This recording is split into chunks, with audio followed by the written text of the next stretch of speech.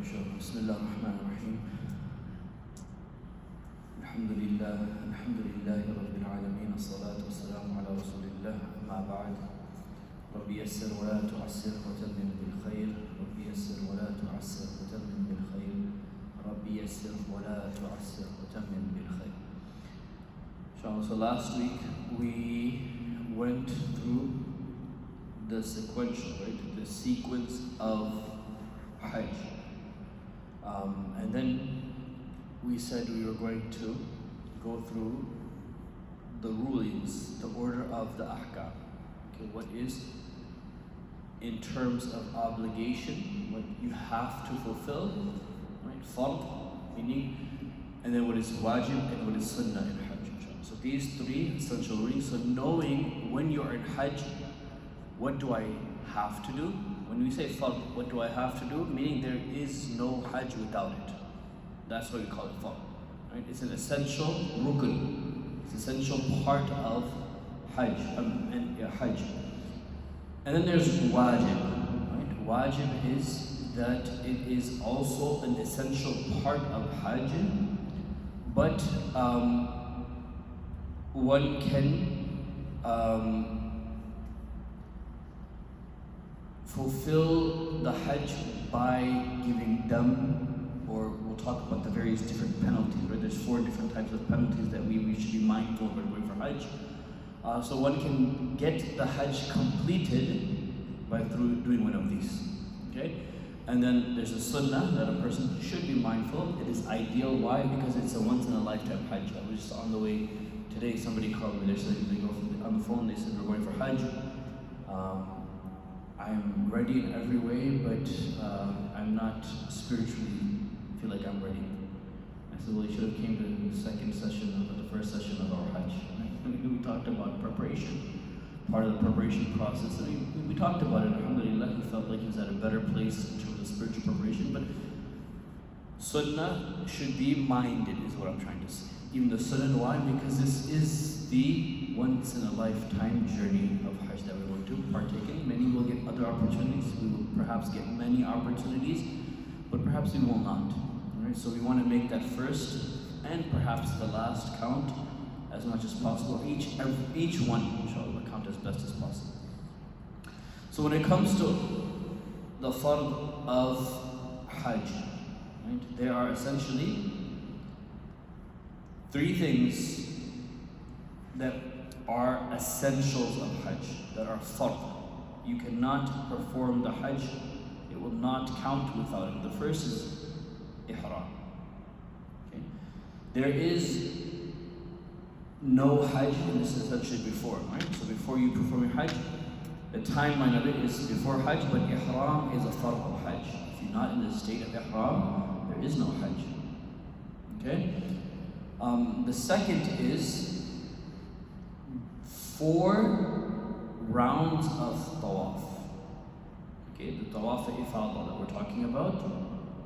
Okay, the tawaf ifada, not the tawaf qudum or tawaf wida', right? The farewell or the welcoming tawaf. We're talking about the tawaf al-ifada, the one that is part of our Hajj.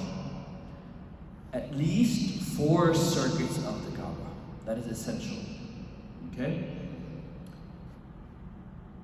And then the last fard of Hajj is wuquf al-Arafah, meaning the wuquf in Arafah, the stay at Arafah is an essential part of Hajj.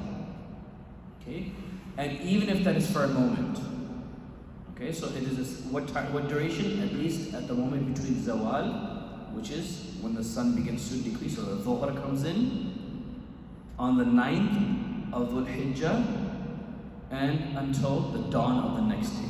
Okay, so in that duration, even for a moment, if you stay in Arafah, that is sufficient. Ideally, what we're trying to do is spend the entire day. Okay, but if for some reason one cannot go there, they can become ill, they should try to at least be there for a few moments and then do whatever they need to. So these are 3 fara'id. Without them, ihram, at least 4 circuits of the tawaf ifada. And then the third is the wuquf Arafah, okay, the stay at Arafah. These 3 are essentials of Hajj. Without them, There is no Hajj. Those are fara'id, those are the fard of Hajj. So just a big question. Is Yeah. at least 4 tawaf? I thought it was at least 7. Seven is the minimum to complete the Hajj. But when we say fard, right? It's a good question. I was anticipating this question. The remaining 3 we're going to talk about, they're also wajib. They're going to be the next category. I mean, you have to do the essential parts of it.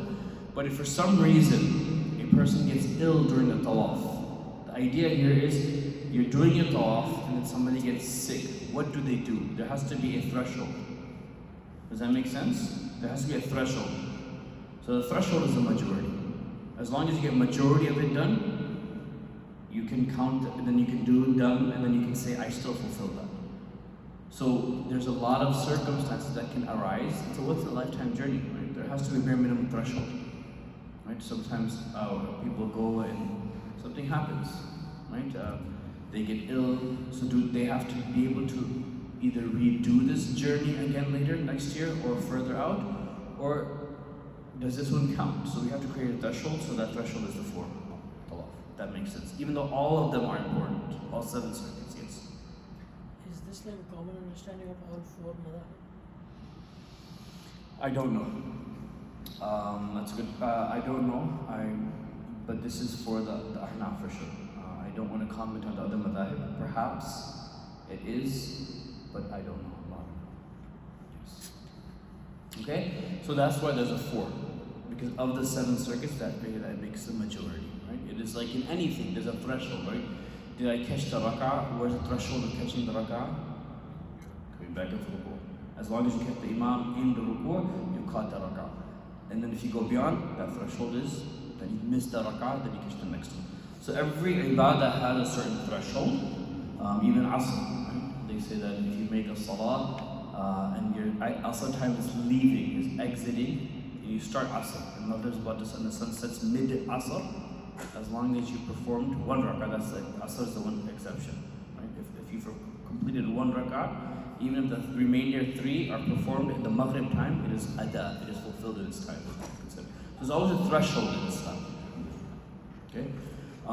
So those 3 are fard. Now moving along to the wajib, right? And also, if we went through, if you guys recall from the Fiqh of Purification class, when we did the introduction, we mentioned the difference between fard and wajib. Alright, there's a very fundamental difference between them. Fard is, if I disbelieve in it, it is an act of disbelief. Right? And wajib is a category specific to the Ahnaf. Abu Hanifa rahimahullah. Wajib is if you disbelieve in it, then it's a major sin, right? But it's not an act of kufr. Okay? So saying that there's only 4 salat, not 5, that would be those are fard. You cannot say that. It's an act of disbelief. If a person vehemently believes that. But if one says there's no salat al-witr, or we defer on salat al-witr, is it 2 and 1, 3 together? Is it 1, 2 and then salam and by itself? It's only 1 rak'ah and 3 rak'ah? There can be a difference of opinion, as long as one is fulfilled. Okay, there's scope of it. So, wajib. What are the wajibat? In Hajj, so before Hajj, as ihram was fard, starting the ihram from the miqat, that is a wajib. So even these we should be mindful of. Okay? Starting the ihram from the miqat. Specific to, we mentioned this earlier, people that are non-residents, correct? If you're already there or you've already been in Makkah and you're going back to do an Umrah, then you go to Masjid Aisha, right? You don't have to necessarily go all the way to the miqat. That's the exception. But if you're coming from outside, starting the ihram from the miqat. Alright? Number 2 is avoiding the forbidden. What is forbidden by Allah subhanahu wa ta'ala during the ihram or during Hajj, be mindful of that the entire duration.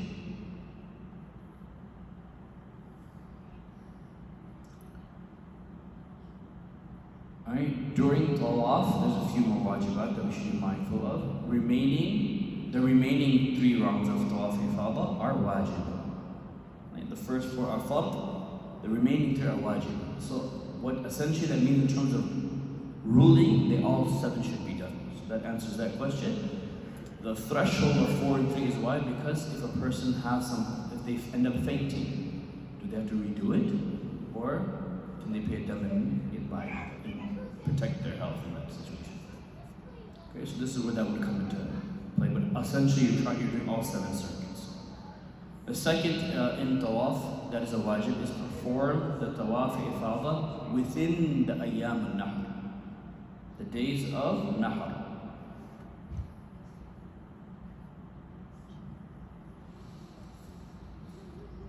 So if a person stays in ihram an extra day or 2, that is okay, but you have to do it within the days of nahr, right?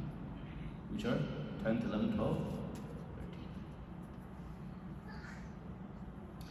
It has to be done. Ideally, we're talking about what is wajib. This is not the ideal necessarily, this means this is the threshold of you have to do this. The third in tawaf is tawaf as-sada for the non-resident, which is the farewell. After you're done for the non-resident, to perform the tawaf as-sada is wajib. Okay? Now, oftentimes, it can happen, it does happen where sisters experience their menstrual cycles at the end, right? So they can control it, they regulate it, or they plan it accordingly.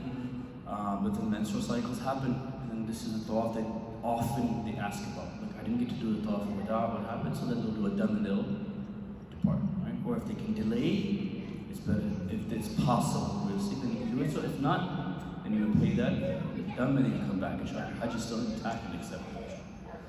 Starting tawaf from the Hajj al-Aswad. Okay, Hajj al-Aswad, beginning your circuits from the Hajj al-Aswad. Okay? Wajib, the 5th wajib of tawaf is to perform the tawaf counterclockwise. So what is, the Kaaba is on what side, right or left? Left. Okay, the Kaaba is on your right, left. You will begin, you will make istilam of the Hajj al-Aswad, you won't have to directly touch it, right? You're kind of turning towards it, act like you kissed it from a distance, and then you begin with the Kaaba constantly on your left side.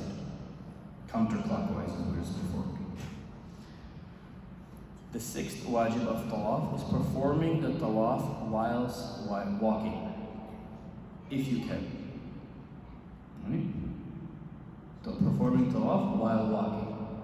Why is that important to mention? Because sometimes we have nowadays, you can walk, but I want to ride a horse, or I want to ride a mule, or I want to, if a person doesn't have a valid excuse taking a wheelchair just because I'm exhausted, I don't want to wear myself down. This is a wajib of tawaf. Okay? If you have a valid reason, somebody genuinely cannot walk, then yes, they can do it in a wheelchair. That is fine. Okay? Yes. Before starting the tawaf, the person can be on a wheelchair. After ending the tawaf, the person can go back to the wheelchair. Correct. Like if they have diabetic neuritis and it Correct. hurts. Correct. But again, part of a valid excuse is not only being in sickness, but fear of becoming hurt. If there's a danger, right, that the person has diabetes in that sense, and there's a fear that if he does or she does exert themselves for 7 rounds, it will hurt them. They just had knee surgery. It's too high of a risk, then they'll be absolved. It's not to be in a state of pain or sickness. It's also the possibility, the likelihood of it. If there's an overwhelming chance that they will get hurt or sick because of it, then that would be an excuse that the Sharia recognizes. So if the fear is that they'll just have irritability and pain, but they will not get sick extended period of time. So even pain depends. They can judge themselves. They should gauge it, or they can ask a professional health expert. Like, is this going to be very problematic? If it's just like I might get some swelling and some pain, I can put some Bengay on and I'll be fine the next day. For most of us, alhamdulillah, it's fine. Right? Inshallah, I didn't play basketball for 3-4 hours. Right? Mashallah.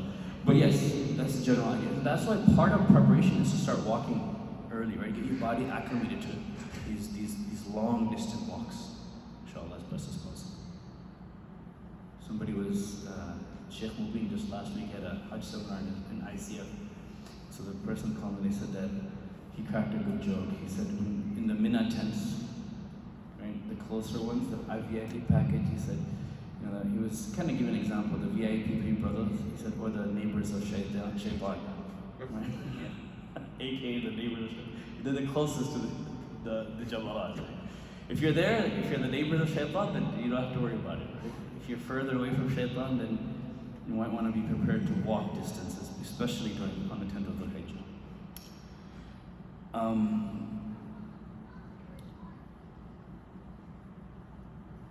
The sixth one, wajib of tawaf, is performing the tawaf whilst walking. We already said that, right? Seventh wajib of tawaf is performing the tawaf in a state of wudu. Okay? It's a wajib. Okay? It's a form of ibadah, it's a form of worship. Okay?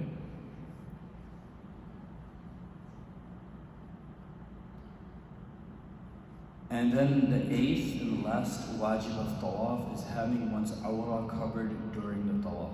Okay, so for the men folk, navel to the knees should be covered during the state of tawaf. Can you take it off otherwise? Yes. You're in your mina tent, you're resting.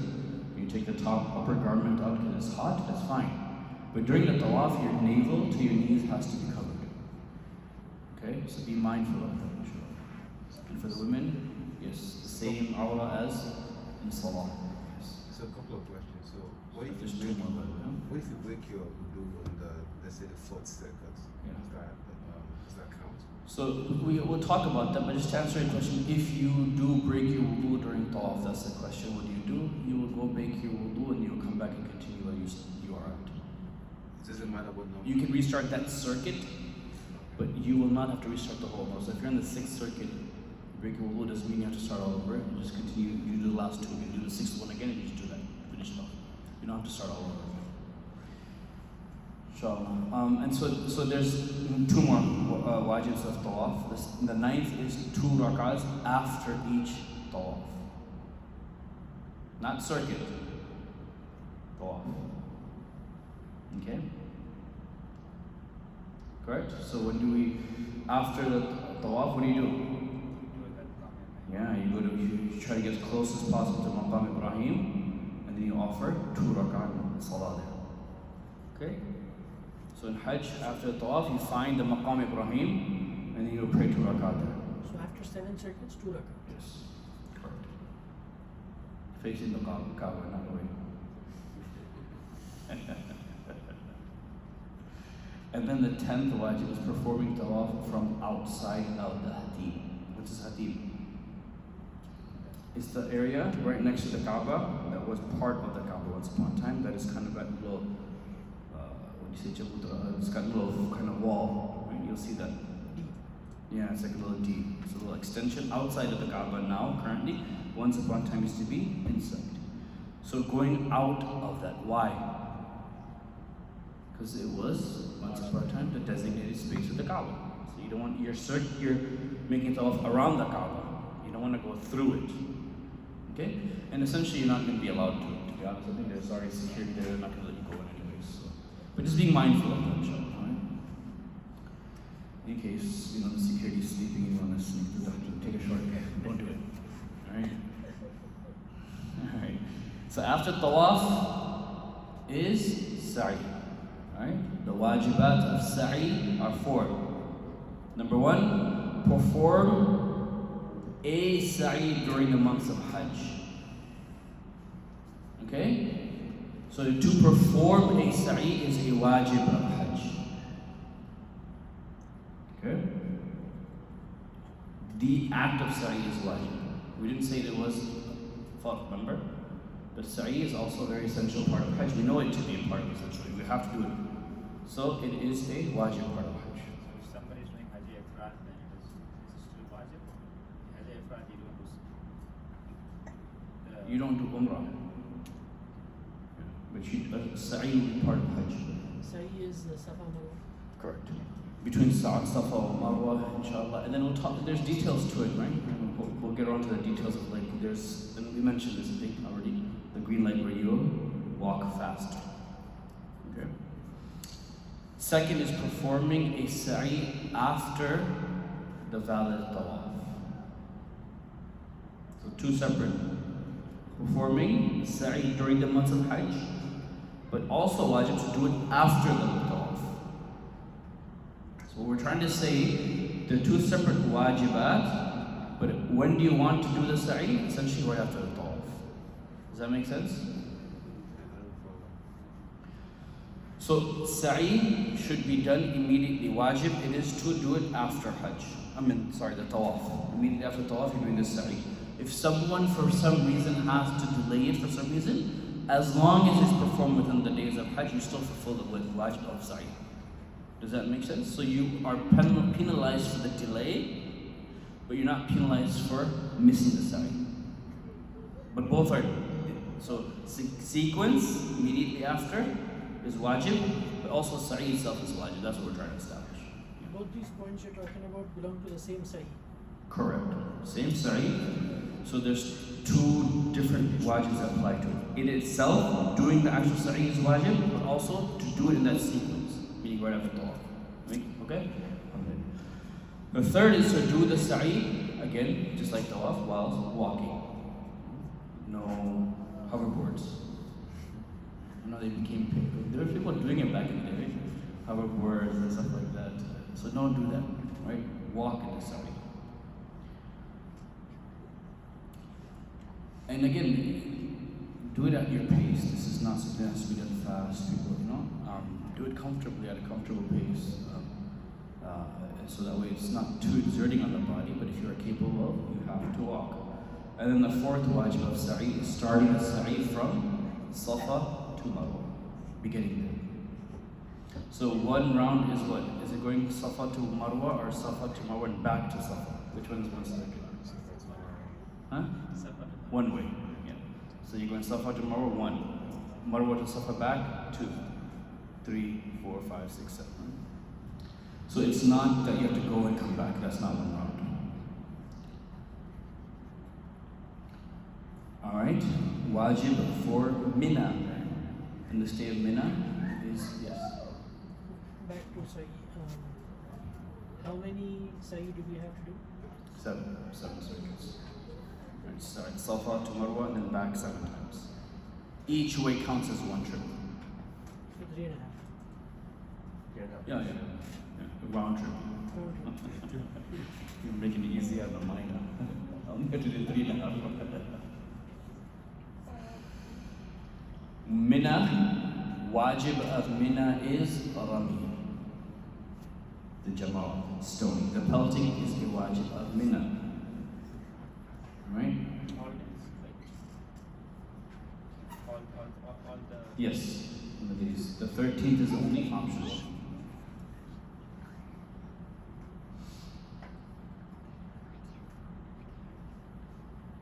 Okay. As far as Arafah is concerned, what are the wajibat? So every place has its wajibat, right? So far we said sa'i. We'll go back again a little bit real quick, just to make sure our notes are okay for those of us taking notes. Before Hajj Umrah is ihram, and start the ihram at the miqat. It's the wajib.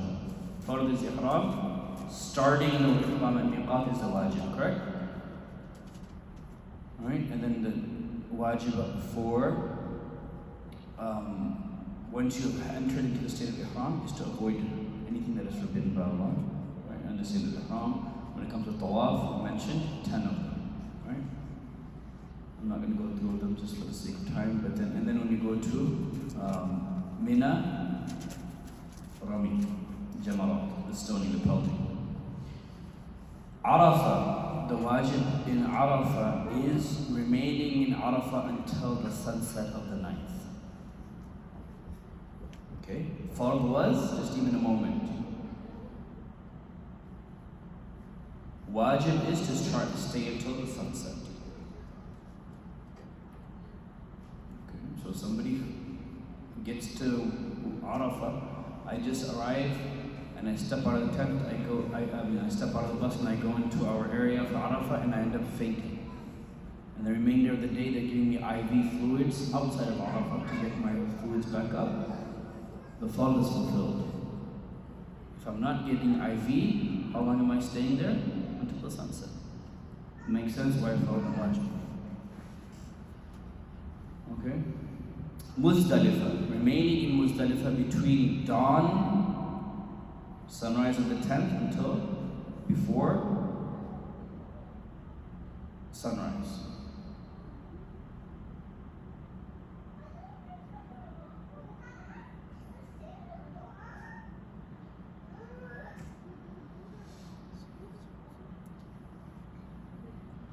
So we need to leave Muzdalifah after sunrise or before sunrise? Before. Before sunrise. We're trying to get back to Mina. The idea is, but we mentioned that likely what happens for many people is that there's a lot of delays, buses getting out, it doesn't happen, so that's okay. So if you make a fajr and go. Ideally you want to get out. Okay? As long as, I mean, the scholar actually mentioned that if you've already left in terms of like you've already kind of gotten into your bus, you've already departed. So as long if you can get onto the bus and you didn't say the departure already. Okay? You have to stay the entire night or some part of the night? Muzdalifah? Yeah, you can stay, you're going to pray Maghrib and Isha there, right? Combine them. And then you'll stay the night and then you'll leave before the sun rises. When it comes to exiting Ihram, there's 3 wajibat. Sacrificing for the one performing Qiran and Tamattu. Right? The one who's performing either Qiran or Tamattu to make the sacrifice is a wajib. Their Hajj. The second, shaving or trimming the hair when exiting the Ihram in the Haram. Right? Getting there and then shaving.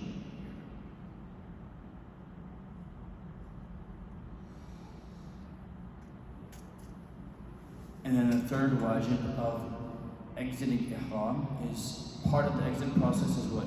We said pelting, sacrifice, shaving, and yeah.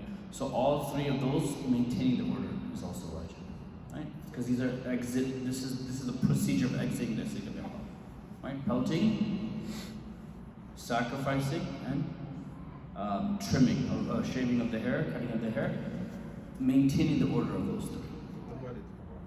And tawaf, sorry. So that's why I'm missing something because there's an acronym that helps if you want to remember. Past, exit of ihram, past. Pelting, animal, which is sacrifice. As shaving, tawaf. Maintaining the order of those.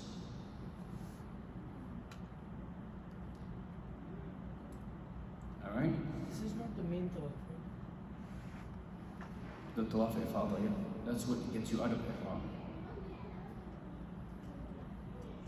So the welcoming tawaf and the tawaf wida, you don't have to do in the state of ihram. You don't have to do the other stuff, right? You're just kind of doing tawaf as an ibadah. You can make tawaf whenever you want, right? So you can make tawaf as an act of ibadah. I'm too tired. Today is late. I'm exhausted. Hajj. Instead of doing Umrah, I'll wait one day, but today I don't want to waste it. I'll just make tawaf. That's ibadah too. That's a form of worship you can do. You can engage in. And I have an hour and a half till Asr. I want to pray in Asr in the Haram, and I'm going to read Quran or whatever I'm going to do. I have an hour and a half. I'm just going to make tawaf. You can do that. This tawaf doesn't have sa'i, right? Just tawaf. Tawaf Sa'i is going to be right after. Which tawaf? Tawaf ifada? Yes. Of course. So it includes the entire thing. Yeah. Alright. Now, sunnah that you want to keep in mind, inshallah. We'll go through them quickly because there's a lot of them. One performing Hajj before Hajj and Umrah. So, fard, wajib, and then sunnah. Okay? The first is, again, before Hajj and Umrah, is to do ghusl or wudu before wearing the ihram. Okay? It is sunnah to take a shower. Right? The optimal hygiene. No one can do, perform that.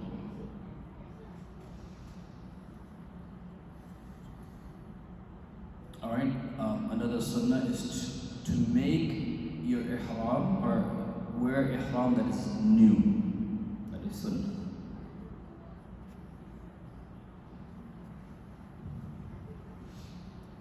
Alright, to perfume the body. Right? To put fragrance onto the body before ihram.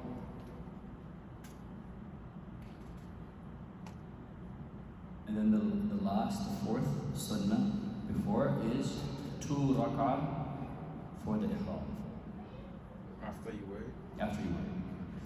And then we make the niyyah, right? So technically, do you have to do it? No. Is it sunnah? Yes, that's the prophetic manner to do the ihram. Cutting of the nails and hair. Before, yeah, that's the optimal hygiene. That's part of the ghusl. Yeah. So you want to optimize your hygiene to remove your hair. You don't have to do it, but to do if you should doing it is good.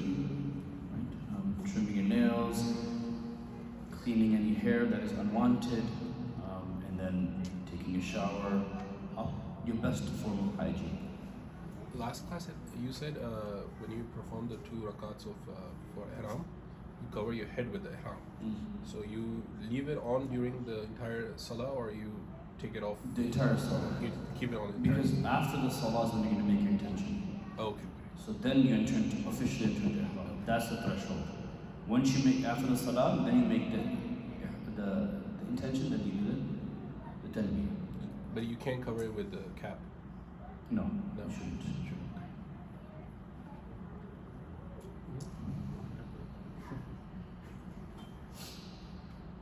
Okay. Now,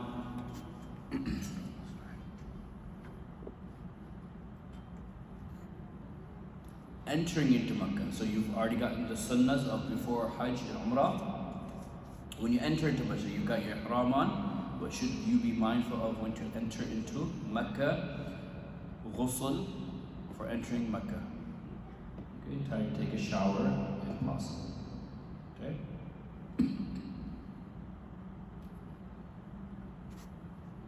Even if you're in state of ihram Once you've exited. or exited.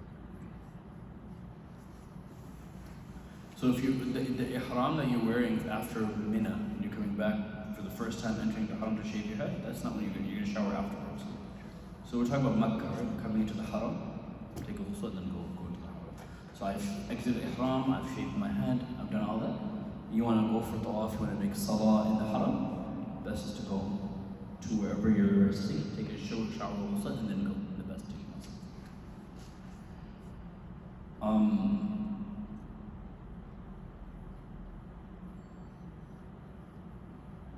To recite when you're entering into the haram, reading takbir and tahleel when sighting the Kaaba. Okay? To recite takbir and tahleel, subhanallah, Allahu Akbar, subhanallah, reciting that as you're gazing onto the Kaaba. Keep your tongue engaged in the dhikr at the splendor of what the Kaaba is. And keep in mind, I would say, realize where you are standing. Physically, this is the closest we will ever get to the arsh of Allah in this world, in this life. Physically, you're right under the arsh, the throne of Allah subhanahu wa ta'ala. That's where we are. So that splendor that's going to overtake you is going to be very real. And so speaking the greatness of Allah subhanahu wa ta'ala when you're gazing at the Kaaba. Okay, these are sunnahs of the Kaaba. And then the last is making dua at the side of the Kaaba. Right? So when you first sight, right, a good habit that our elders, pious predecessors always did was to keep the gaze lowered until you get as close as possible to the first sighting of the Kaaba. First time you're going to glance at it, first time you're going to see it, try to keep your gaze as difficult, resist the urge to see, because you're going to feel the presence of it. Your heart's going to feel it. You're going to be tempted to look because you're anticipating seeing the Kaaba for the first time. Keep it lowered if possible, inshallah, and get as close into the mataf area as possible to the Kaaba, and then look up on it and make dua at that moment, inshallah. As you're making takbir, make dua. Our teachers used to tell us to make dua that all of our duas are accepted. That should be your first dua. Right? Ya Allah, accept all of my duas, righteous duas, inshallah, and that is best for me. And then, so making dua at the first side of Kaaba, take that moment to make it extensive. It doesn't have to be a short dua. It can be very extensive. It's a very powerful moment. You're going to feel it. You're going to sense it. You will never forget the first moment that you're going to see the Kaaba, inshallah. Is it every time you enter? Every time you enter. haram? Yes. Okay. What do you mean? Like, Sorry. in the same visit, you come multiple times to the haram. Yes, this is it's a good practice to do each time, but But I thought you meant like every time you do Umrah or Hajj. Yes, so every trip, yes, the first sighting is the most important. But if you're entering into the Haram multiple times, so you're staying there about 4 days, 5 days, every time, can I do this? Yes, absolutely, there's nothing wrong with it. Right, but that first, at least, inshallah, make it count, that first sighting. Alright? Entering into Makkah, so the entire duration of the Hajj days, what are the sunnahs? Okay, so the sunnah specific to the entire duration of the Hajj. Okay? When we said wajib was avoiding the forbidden. Now sunnah, abundance of talbiyah. Okay? So you're going to make it as often, as much as possible. You'll see the bus rides, there'll be people on the microphone reciting it, they will reading it. Abundance of talbiyah throughout that process. Okay? The second, sending peace and blessings onto the Prophet sallallahu alaihi wasallam. So engage in dhikr as much as your tongue, as much as possible in sending peace and blessings onto the Prophet sallallahu alaihi wasallam. Also during the ihram period, making plenty of dua. That's the third. Because the first was abundance of talbiyah. Second is saying salatu wa salam on the Prophet sallallahu alaihi wasallam. The third is plenty of dua, and that's your ihram. Fourth is to place one's head and hand against the multazim if possible. Okay? So if you get into that area of multazim, right, then do it. Do not fight for it, especially in the days of Hajj. Or even the Hajj Aswad, do not fight for it. If you have the ability to, it's a sunnah. If not, that's okay. Okay? Also, the fifth sunnah is to cling to the Ka'ba's cloth while making dua. Again, if possible. This is not an essential. Okay? One of the wajibat is, so we're at sunnah now. Wajib was to avoid the forbidden. If it is at the expense of violating your Hajj by encroaching on a wajib, because you have to go and fight your way and push and shove and hurt somebody to get to the Kaaba, then that is not the best thing to do. If you can go, bismillah. Even if it's for a moment's sake. Sometimes, if you just be patient, you can get there. But sometimes what happens, people will push you away. What's going to happen? That's okay. These are sunnahs. Okay, so don't do that at the expense of the wajib. Right? The sixth sunnah of during the days of Hajj is kissing the sill of the Kaaba. Okay, so the sill that is around the Kaaba, just kissing the threshold of the Kaaba, if you can. And that's a lot easier to do than the others, right? Because you're just kind of doing that. But again, if you cannot get close up, just don't risk it. It's not, you make it or break it, that's not essential.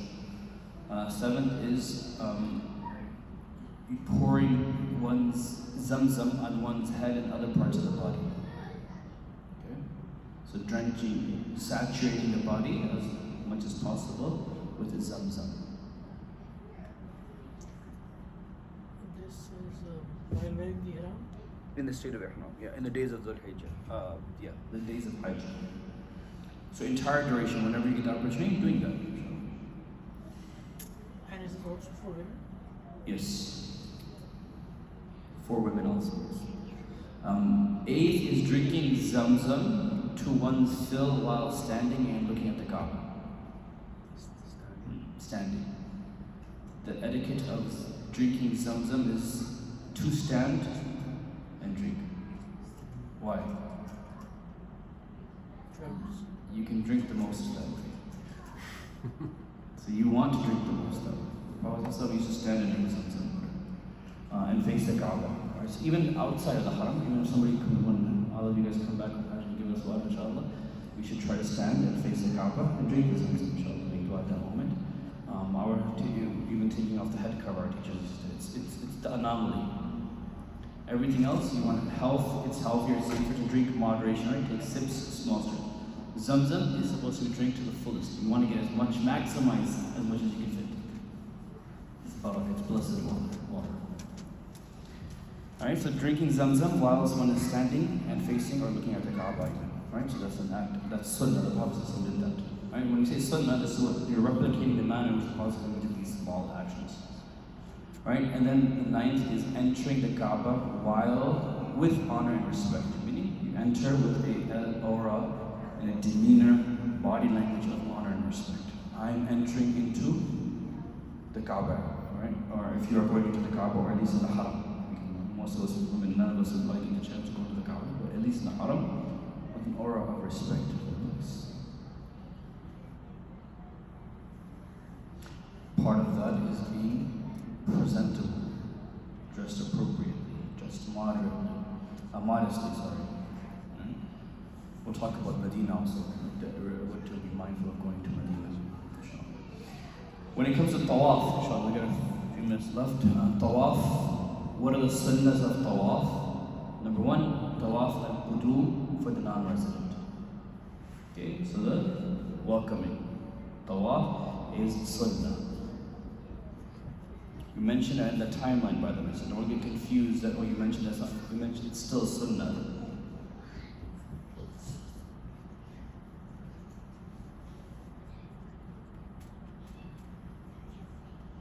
Alright, the third of Tawaf is what we call Ittiba, right? Which is part of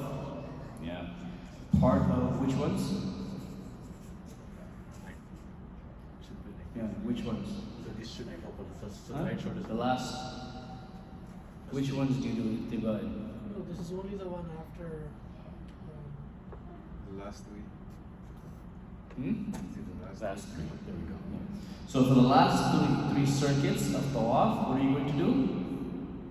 You're going to have the Ihram on, expose one shoulder.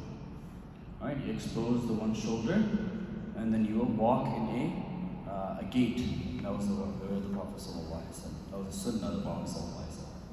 Yeah, that was very right shoulder. Yeah, expose the left shoulder. Yeah. The shoulder facing the Kaaba, towards Yes. the Kaaba. So you will have the other shoulder covered, and you expose one shoulder, and you do ittiba. You will walk in a gait for men, okay, in a fast pace. This is sunnah.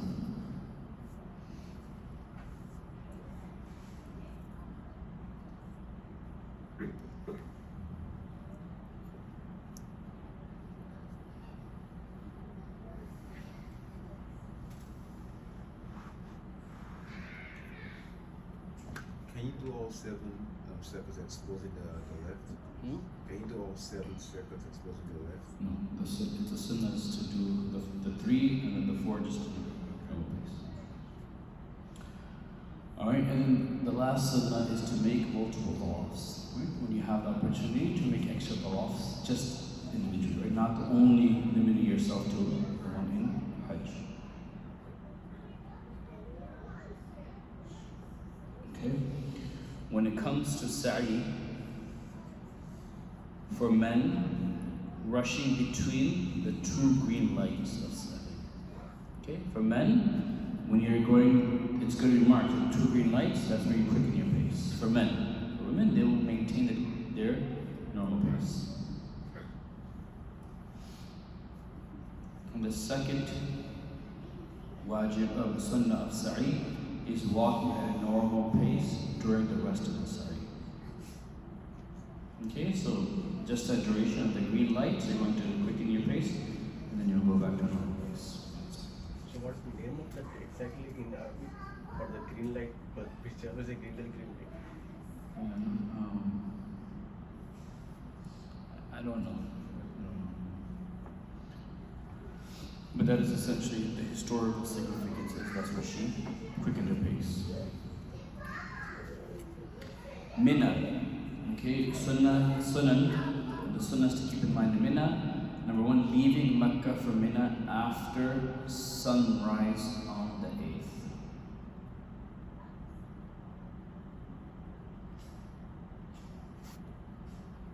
Leaving Mecca for Mina. Leaving Mecca to Mina after sunrise on the 8th. The second is spending the nights at Mina with all your belongings. What you have taken with you, that is, you spend the night in Mina, those nights.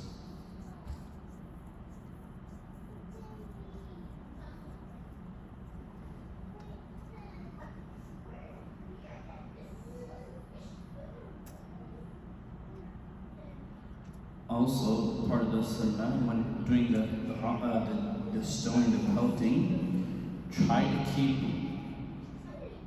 Mina on the right side of one and Makkah on the left side while throwing the stones.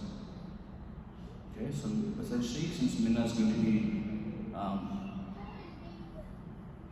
a sunnah, right? So since you'll know exactly where Mina is, try to keep it on your right and the haram on your left when you're pelting, if you can.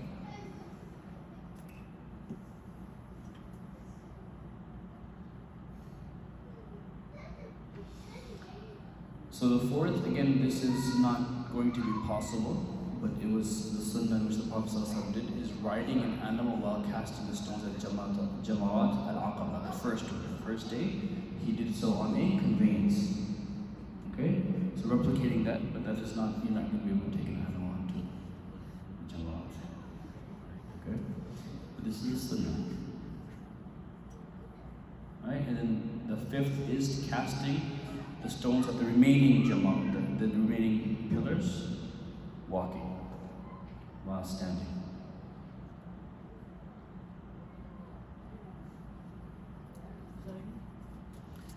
So the first one, the one that the Jama'at al-Aqaba, the Prophet ﷺ did on a conveyance to replicate that would be sunnah. The remaining two, which will be the next 2 days, you will do so while standing.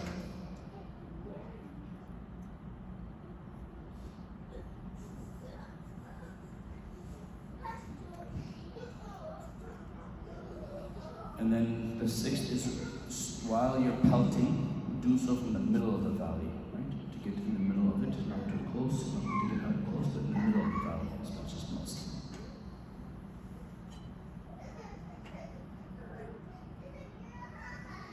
And then this is a little bit of repetition from last time, but casting the seventh sunnah of Mina is casting the stones between sunrise and zawal. I already mentioned the timing. Between sunrise and zawal on the first day. Right, so between sunrise, Fajr and Dhuhr is when you're doing on the first day.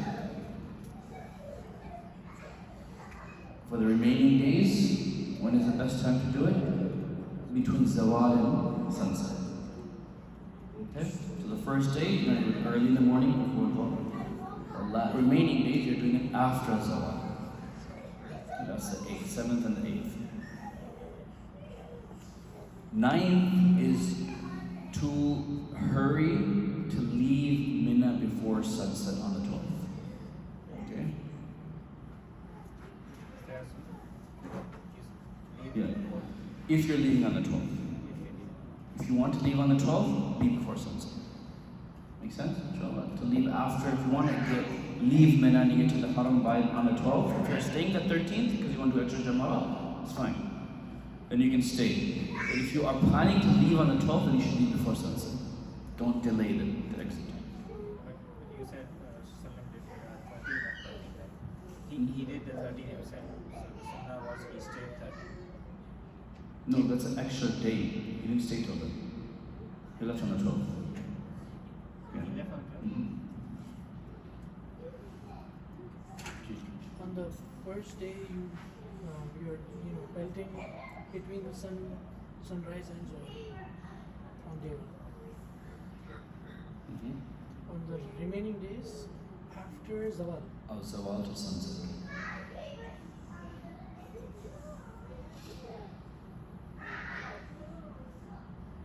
Okay?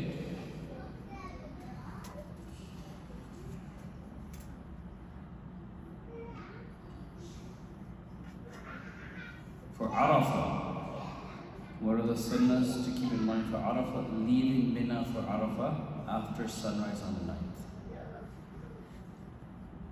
Okay? Leaving Mina for Arafah. You're going to Arafah after sunrise on the next day, the 9th, not the 8th.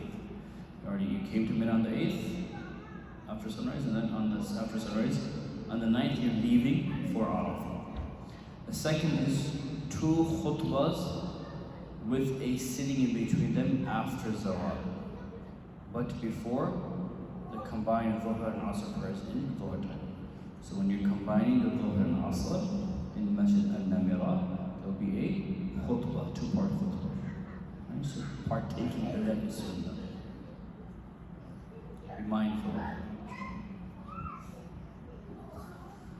And the third sunnah of Arafah is to humble oneself and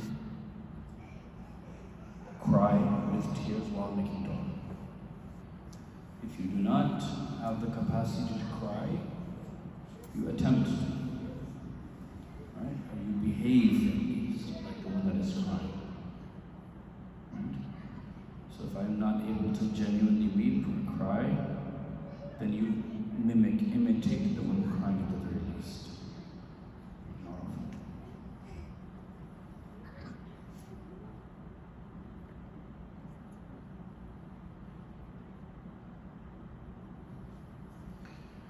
Muzdalifah. The sunnahs of Muzdalifah is leaving Arafah after sunset. Okay? Leaving Arafah for Muzdalifah after sunset. Second is staying at Muzdalifah as close as possible to the Jabal Uzza, right?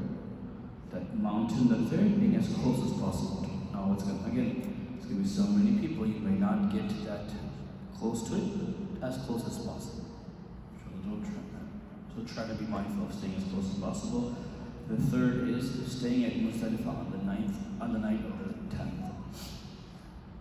The night of the 10th, you're staying at Muzdalifah.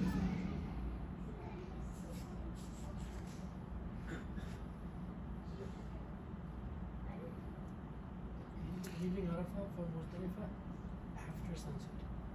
Yes.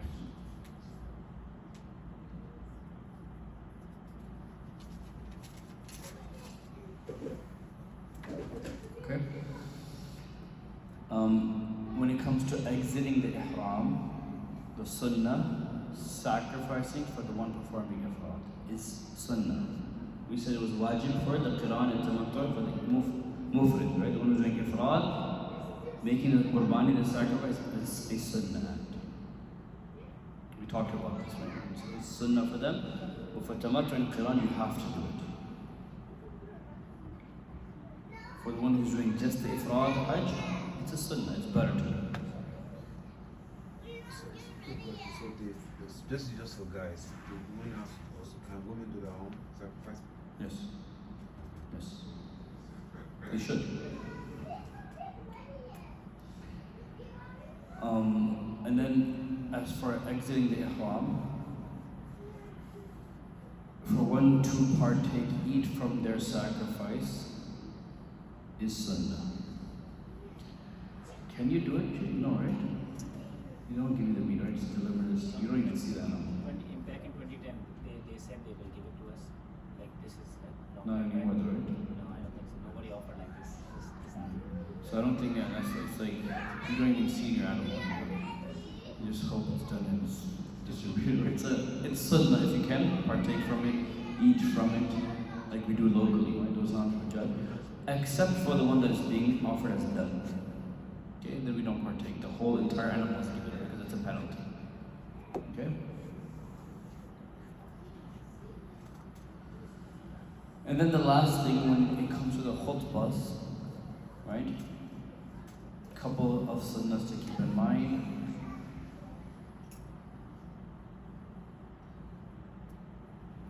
Are the two khutbahs after zawal, but before the combined prayers on the 9th, they are sunnah. Okay? And then there's a second single khutbah after dhuhr in Makkah on the 10th. Okay, this is sunnah. So if you're in a group, again, this is something you should be mindful of. But if you're going with somebody, they should be mindful of this. Okay? And the third is there's another khutbah after dhuhr in Makkah on the 7th. Okay, so be a small sort of khutbah that your group leaders are doing. If not, that's okay. Inshallah. These are sunnah. The Prophet did these khutbahs. Okay? So these are, so we cover basically the Hajj in the sequence of Hajj, but also in the order of their hukum, the commandment.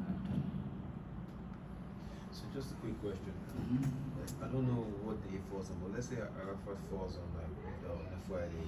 So Juma would be exempt at that point? If you're in like Arafah, these places, yeah, you're where you are. See, okay. go for Juma. You're Musafir. Plus, you need to be where you are.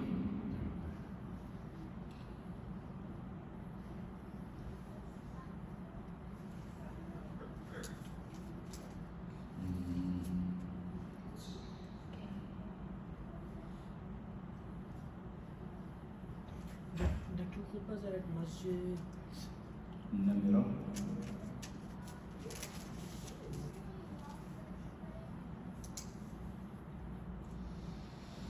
Inshallah, let's stop there, I think. Okay, so next week, the last session we'll talk about is basically penalties. What happens if there's a violation? We talked about what's wajib, what's not. So what happens if I commit a violation of the ihram, right? The sanctity of the ihram. So there's different types of degrees of violations and different degrees of penalties, inshallah. So we will cover that. What is required for which kind of penalty, then we'll talk about. The last part of it, inshallah, we'll talk about visiting Medina, inshallah, what to be mindful of when we go to Medina, inshallah. So that we'll cover next week, inshallah. Any questions? For sacrifice, like the one for whom the sacrifice is wajib, because based on his normal condition, and he's going for Hajj, so he have to do two sacrifice. One is for Can Hajj. you say it again? For example, if someone is eligible to do the sacrifice every year, and he's going for Hajj also, so at that time he have to do two sacrifice. One is for the Hajj, and the other is for because he is eligible for that to do the sacrifice. No, you do the one for Hajj, that's sufficient. That's it, right? That's it. He's asking about Eid al-Adha. Yeah. Yes, Idul Adha. So the question is, if I qualify for doing Qurbani, sacrifice here, and I'm not going for Hajj, but this year I'm going for Hajj, do I have to do two animals? Is it double? No, the sacrifice that you're doing for Hajj will be sufficient. That's the only animal you have to sacrifice.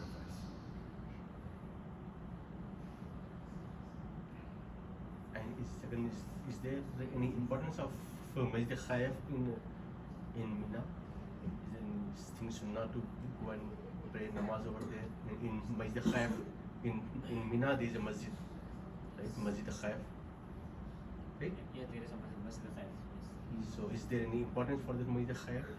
Or do we need to pray namaz over there? Like the Masjid Nimra, you have to pray if possible. Is it essential to pray there? Is it part of your Hajj? No. Is it good to pray there if you can? Yes, in the masjid. Praying in a masjid, locally maintaining that habit as sunnah is good.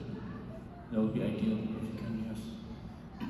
But it's not like part of Hajj. If after Hajj is finished, somebody is staying in Azizia, and they want to go to Haram, they have to wear Ihram again. Huh? Someone is staying in Azizia after Hajj is finished, and they're going to Haram. Do they have to wear the Ihram again? No, unless you're trying to do another Umrah. No, I mean, that's not it. But No, if you're going from Azizia just to go to the Haram and spend time there, to make salat or ibadah, make tawaf, no, you have to wear okay. ihram. If you want to do Umrah, then you will go to Masjid Aish, you go to then you will make your ihram, then you will go to the Otherwise, you can go. Yeah, you will probably be doing that, right? So a lot of times what people will do is they will rest for half of the day. Usually, people rest for the daytime because it's the hottest portion, and then they'll try to make asr there. You're staying in Azizia? Yeah. Okay. There's a place. Anybody staying in Tan'im? When we went to this place, we stayed on the other side. We avoided Azizia, which was awesome. We didn't have the Hilton, but we had Tan'im, which was on the way to Masjid Aisha. It's in the middle. Yeah, so we were outside the Haram, but on the way to Masjid Aisha. Literally on the way, there's a place called Tan'im. There's little dorms there for students, and so we stayed there. And after the Hajj days were over, there was buses that were going from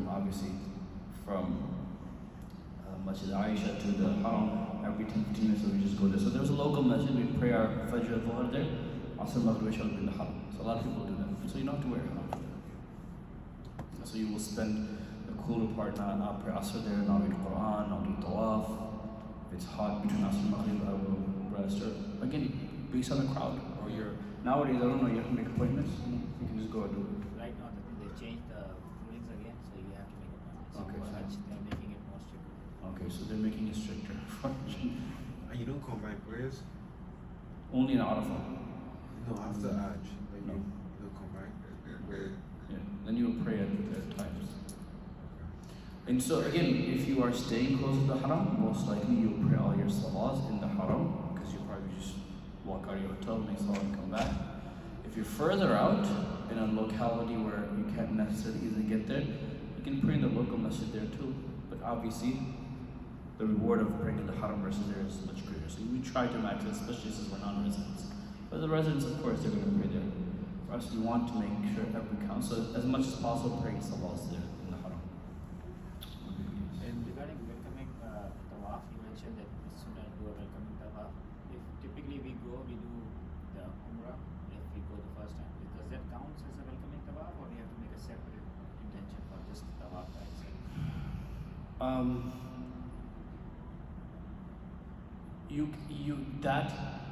The welcoming tawaf, can I do Umrah instead immediately when you reach? When we reach first time to Makkah, we do the Umrah, right? Mhm. So is that called like a welcoming tawaf, or the welcoming tawaf is different? Like, Welcoming the tawaf, al-Qudum is separate, it's just by itself. Can it be part of the Umrah? I believe so. I'll check that inshallah, but I believe so that if you are doing the Umrah and you're just kind of doing the tawaf with it, because actually that's what you're doing, could that be, yes, I believe so. If somebody wants to just do tawaf, do they have to wear the ihram or no? Just tawaf? No. No. Just be in the seat of wudu. Make sure you're in the seat of wudu. But the same thing, because right now they have the rule like only the one who have the ihram, they can only do the tawaf. inside. In the mataf. In the mataf, the thing. But you can still make tawaf Yeah, outside. but in the mataf. So when you do in the mataf, Correct. you can wear the ihram and then go for tawaf with intention. Yeah, so what Zakir is saying is very true. If you are making tawaf without ihram, be mindful that you will not be able to do it in the mataf. They will put you outside, so you'll be doing it above, right? Or at least in the, you can't be in the mataf basically, unless you're in the state of ihram. So they will make you go outside. So the question is, can I just wear the ihram just so I can get into the mataf area? I guess you can. I just tell people that's not ideal, because again, part of the wajibat is to not do something that is forbidden, following the rules, essentially. Now, people can argue, are those fair rules, or the reasonable rules, or not? So, I say ideally try to avoid it as much as possible. Some people are, I've been asked, can I wear the ihram just so I can go to the Hajj Aswad? So I can make istila with the Kaaba. Can I go to the Kaaba? Because they won't allow you unless you're in their state of ihram. So can I just pretend? Can you just throw ihram on and go? Technically you can. But I always say, what is at risk? You're gaining a sunnah. Or maybe you're not. I don't want to say you are breaking the wajib, because those are the rules, but there's reasonable rules, I don't know them. I think it's fair enough why they're doing it. There's a good reason for it. So I would avoid it if possible. During the Hajj days like 10th, 11th, 12th, the restriction will go away. So it's just like the 9th and till 16th or 17th, like the. Oh, that's it? Because you have to do for the. I thought it was year round. No. Oh, When yeah. you're doing the Hajj tawaf, you're not you and your regular Yes, pose, you're not right? in ihram. So you're not in the ihram anymore. So the lowest that 3 or 4 days when you go for Hajj Sa'i and Hajj tawaf, you are in a regular pose. So they allow it? Yeah, the Oh, restriction okay. goes away. So Okay. and every gate is open, inshallah. So you can. Sure. See, basically this go is the from any- benefit of someone that actually just went, or is this someone that just wasn't there? We need to be co-presenters next week. جزاك الله خير سبحان الله وبحمده سبحانك اللهم وبحمدك نشهد ان لا اله الا